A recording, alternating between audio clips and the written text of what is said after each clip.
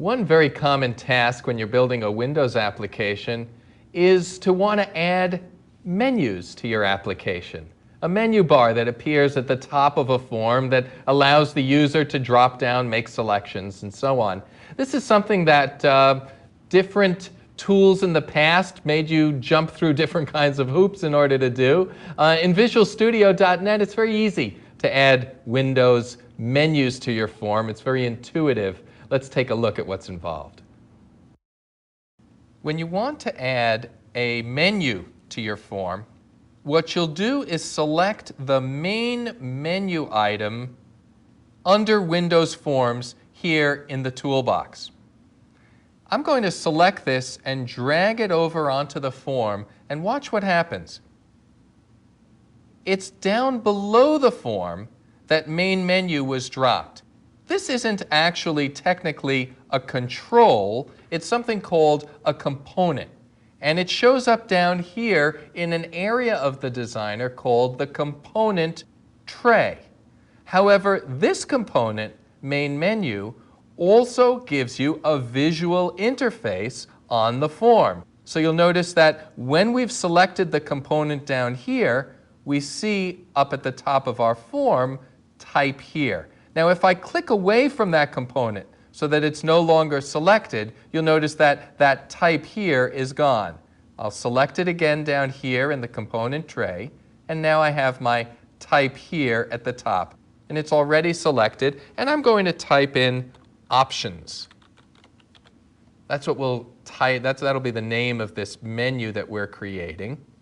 And notice that as soon as I start creating one item, I get another item off to the side in case I wanted to continue adding to my menu bar that I'm creating. And I also get an item underneath. This is the drop-down list that's going to appear when the user selects that options menu. In this case, I'm going to add on here, and the option that we're going to create for our little form here is greeting language. So we'll type in greeting language here, and then we'll add two greeting language options, English and French. And you can see that each time I create a new level, new sublevels, both to the side and underneath, are automatically created for me. So in this way, it's very easy to build whatever kind of a hierarchy you need for your menus. Now, if I want to set properties on these individual menu items, I can get to them again by just dropping this down and selecting and selecting. And in this case, for English, I'm going to go over to the Properties window on the right, and I'm going to select the checked property. Checked is going to be true. So we're going to start off in English.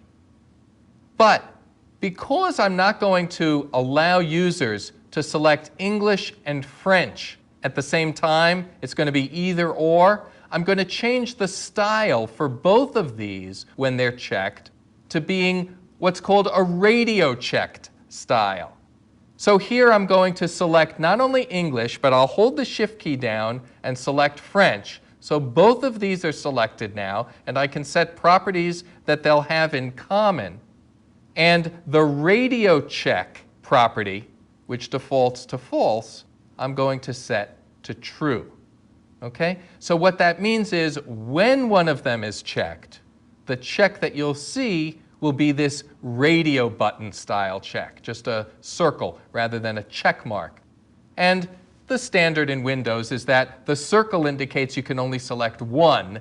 The check mark would indicate that you could select more than one. All right, so we've created our menu on the form. Let's run the form and take a look. Here's our form coming up in Run View. Our Options menu has appeared. If I click on Options, I can drill down to Greeting Language, where I see English and French. Let's try selecting French instead of English, and take another look. Notice nothing changed. That's not automatic. You have to write code to make that happen. And so that's what we're going to do right now. I'll close this form.